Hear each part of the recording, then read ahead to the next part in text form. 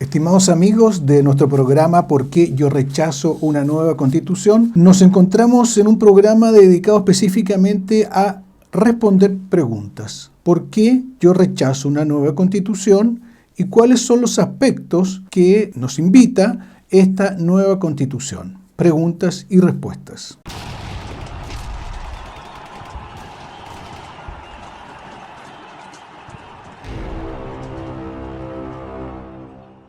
Nuestros últimos 3 capítulos han sido bastante, por así decir, arduos en materia de explicación, una vez que nos hemos centrado en qué es lo que nos están proponiendo para una nueva constitución en base al programa ideológico del Partido Revolución Democrática del año 2015.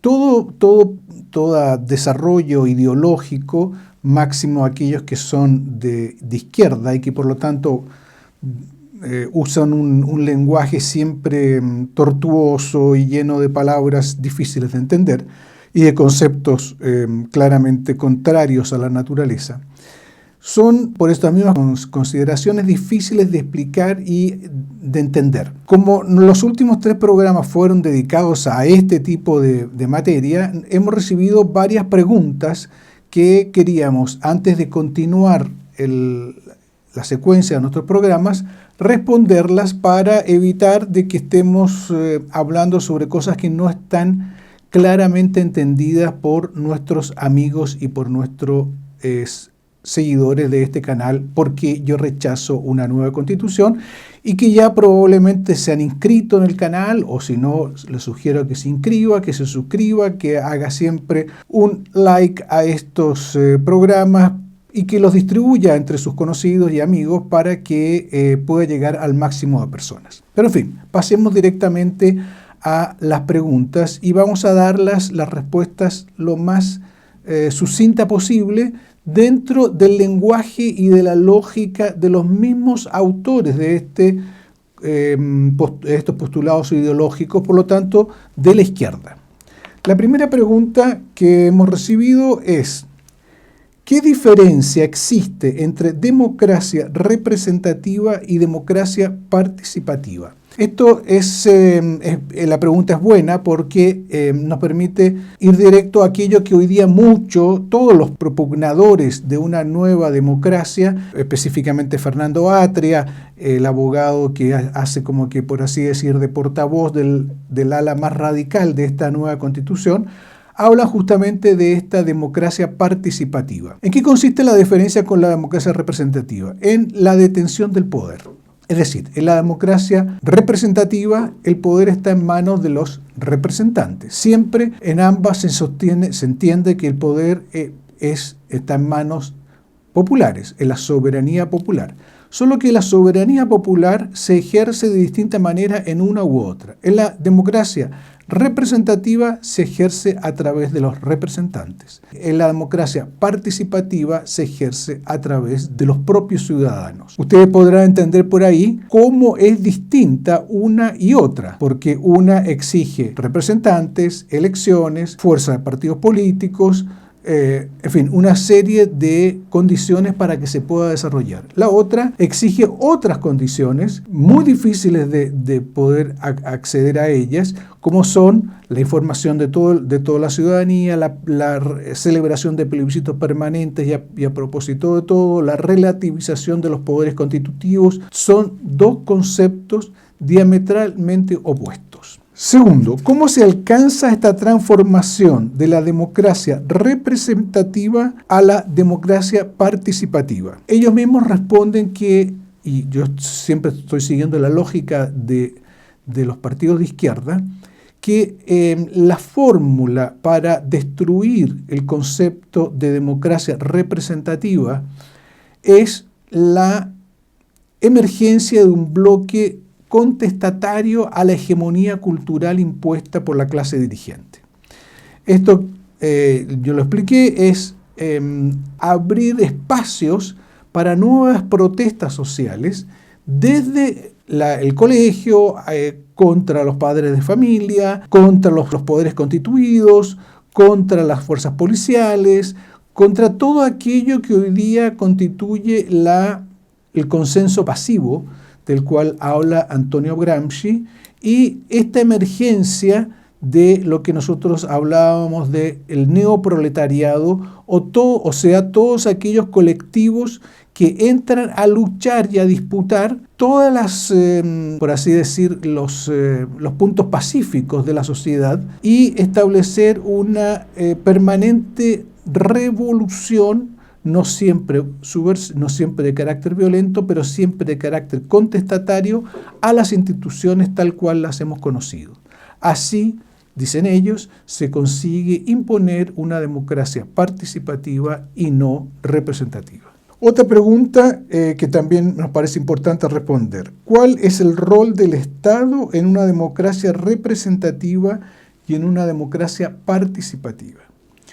En una democracia representativa, el Estado debe cumplir con el programa con el cual se postuló para, estoy refiriéndome tanto al Poder Ejecutivo cuanto al Poder Legislativo, dos constituyentes del Estado, deben asumir el programa que propusieron en las elecciones y hacerlo cumplir ya sea en las leyes o en el Poder Ejecutivo. Eso es simplemente el papel del Estado, es recibir un mandato y hacerlo ejecutar. En la democracia participativa el Estado no tiene ese rol, porque el rol del Estado inclusivo, como le llaman ellos, o participativo, no es sino absorber, atender y ser una caja de retroalimentación entre las permanentes demandas de este bloque emergente, siempre cambiante, siempre nuevas, siempre más exigente de nuevas conquistas, y hacer las suyas y además retroalimentar, es decir, proponer nuevas demandas societarias para hacer cada vez más la sociedad empoderada.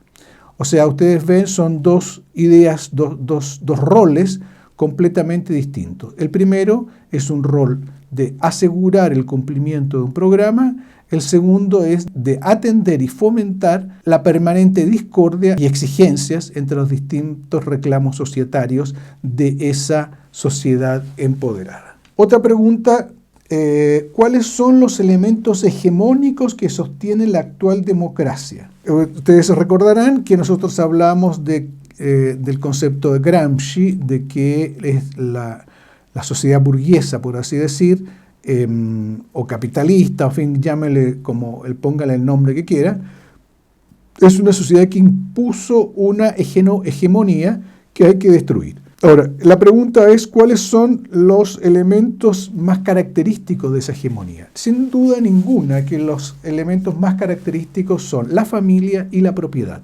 ¿Por qué? Porque la familia es la institución donde primero nacen los niños y donde se forman los niños. Y por lo tanto, donde ellos reciben, según la lógica, siempre estoy hablando de la lógica de la izquierda, los estereotipos culturales. La hegemonía nace, por así decir, ya en la cuna. Es decir, son los padres los que transmiten los valores, las virtudes, las formas de ser a las generaciones que siguen. Y por lo tanto es una retroalimentación no de bloques emergentes, sino que es una retroalimentación de la hegemonía cultural. Y por lo tanto hay que empezar por acabar con la familia. Y la segunda, la propiedad privada. ¿Por qué la propiedad privada? Porque la propiedad privada es la institución a través de la cual nosotros ejercemos nuestra propia libertad y nuestra propia independencia. Si yo tengo mis bienes que me permiten poder vivir con la holgura o estrechez que me permitan, pero en fin, al final de cuentas me permiten, yo soy un hombre libre y que no dependo de las bondades del Estado ni de la colectividad. Y eso me hace a mí, por así decir, impermeable a esa dinámica de la retroalimentación de exigencias permanentes. Llevo mi vida de acuerdo a mis principios y en libertad. Esos dos esas dos instituciones, familia y propiedad, hacen inviable la contrahegemonía cultural. Y por lo tanto son las dos primeras que hay que destruir para alcanzar la tal contrahegemonía o la revolución, la democracia participativa. ¿Cuál es el tipo de existencia propuesto por el buen vivir? Esto es una cosa que no desarrollamos muy bien, pero que espero poder desarrollarlas en un próximo programa. Pero en definitiva, las condiciones del buen vivir son fundamentalmente las de estrechez económica. ¿Por qué? Porque lo que da holgura a nuestra existencia, económicamente hablando, es que si nosotros trabajamos y tenemos éxito en nuestro trabajo, vamos a tener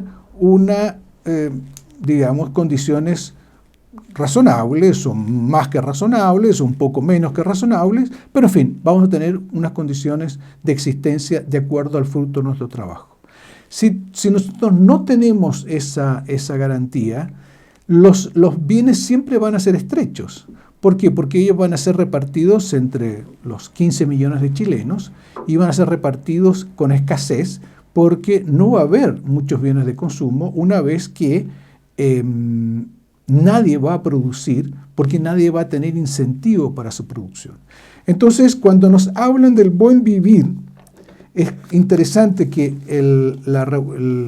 las bases ideológicas de Revolución Democrática dice que las personas no deben tener miedo a perder las condiciones materiales mínimas de subsistencia. Es decir, lo que nos garantiza el buen vivir son las condiciones materiales mínimas de existencia o de subsistencia, o sea, una economía de subsistencia. Véase Venezuela, véase Cuba, véase todos los países donde este buen vivir ya está imperante y veremos lo que son este buen vivir o estas condiciones mínimas de subsistencia. ¿Qué es la fraternidad en la democracia participativa y cómo alcanzarla? Es también un punto que yo no me referí en los videos anteriores, pero que es importante porque la nueva Constitución ciertamente nos va a hablar, junto con la libertad extrema y la igualdad absoluta, de la fraternidad. Ellos retoman la trilogía famosa de la Revolución Francesa: libertad, igualdad y fraternidad. ¿Cómo alcanzar la fraternidad? Es muy simple. Ellos dicen que la propiedad privada, y siempre yo vuelvo a este punto porque es, por así decir, el punto de la discordia, la divergencia, es aquí donde se abren los campos.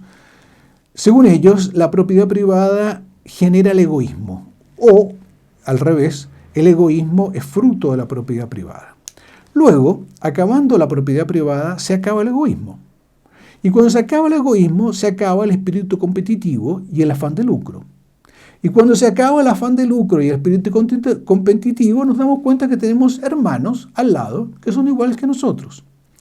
El único modo de acabar con la falta de fraternidad es acabar con la competencia.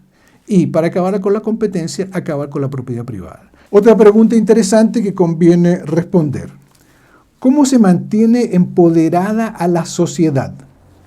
Aquí hay un punto que es fundamental y que va a ser fundamental en la discusión de una eventual y nefasta nueva constitución, es cómo hacer que la ciudadanía se empodere, porque es transformar al hombre común de la calle en un político, en un hombre público, en un hombre permanentemente en estado de lucha. ¿Cómo se consigue eso? De acuerdo a la lógica del programa de Revolución Democrática, se consigue primero que nada fomentando la información de la ciudadanía. Para que la ciudadanía se empodere, tiene que estar informada. Pero para que esté informada, tiene que estar informada objetivamente. Esa información que hoy día existe a través de los medios de comunicación que están en manos de la clase hegemónica, es decir, de la clase dirigente, debe ser destruido y debe ser impuesto un poder, medios informativos independientes, imparciales, honestos, como han sido siempre los del Estado. Le hace Grama, le hace todos los medios de comunicación detrás de la cortina de hierro, léase, óigase la Escucha Chile, en fin, todo eso es la primera condición para que exista este empoderamiento de la ciudadanía, medios informados y destrucción de los medios de comunicación privados. Pero no solamente eso, para que la ciudadanía se empodere, debe ser educada a modo de empoderarse. Es decir, hoy día los niños saben que dependen de sus padres y que deben obediencia a sus padres y a sus profesores. Hay una jerarquía clara entre padres, profesores, alumnos e hijos. Esa jerarquización que ya el niño recibe desde su primera cuna, de sus primeros, digamos por así decir, balbuceos, debe ser demolida en función de una educación inclusiva. Es decir, el padre nunca va a poder decirle no a un hijo, menos darle una reprimenda a su hijo, menos impedir que el niño haga algo que él quiera hacer, pero que su padre sabe que va a ser perjudicial para él. Siempre va a tener que ser una educación propositiva, inclusiva y no represiva. Lo mismo para el colegio, lo mismo para las fuerzas policiales y las fuerzas de orden. Todo debe ser inclusivo y amigo, fraternal, para que haga personas libres e iguales. Yo les voy dando todos estos conceptos para que ustedes se vayan imaginando cómo es una sociedad democrática, participativa, inclusiva y amiga, según esta pesadilla, que es la pesadilla de la izquierda que nos propone una nueva constitución. Quedemos por aquí. Habrían otras preguntas, pero creo que con esto está suficientemente esclarecido los puntos anteriores y entonces nuestro próximo comentario va a ser sobre otro tema, el tema ecológico y el tema indigenista, que está también por detrás de esta misma mentalidad. Por todo esto y por todas las razones que ya hemos conversado, rechacemos una nueva constitución. Una nueva constitución que será un verdadero desastre y una verdadera destrucción para la sociedad cristiana auténtica y fuerte como Chile ha sido hasta el momento. Digamos no, distribuyamos esta información, seamos cada uno de nosotros un elemento activo y ahí sí participativo, en el buen sentido de la palabra participativo, contra esta propuesta de una sociedad empoderada y participativa. Muchas gracias y hasta nuestro próximo programa, ¿Por qué yo rechazo una nueva constitución?